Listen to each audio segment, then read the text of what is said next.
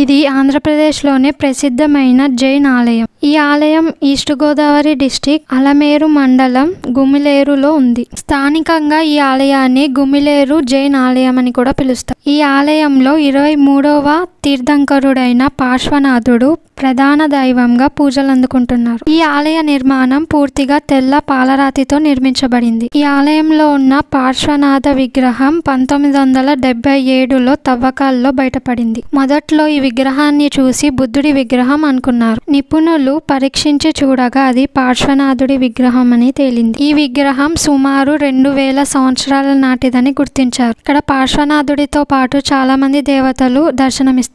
ఇక్కడ 2006లో గుడిని నిర్మించారు. అలాగే ఇక్కడికి వచ్చే జైన భక్తుల కోసం వసతి గృహాలు కూడా ఉన్నాయి. జైన మతం మరియు బుద్ధ మతం గురించి తెలుసుకోవడానికి నా ఛానల్లో ఉన్న వీడియోని చూడండి. ఇలాంటి మరిన్ని ఇన్ఫర్మేటివ్ వీడియోస్ కోసం సబ్స్క్రైబ్ చేయండి.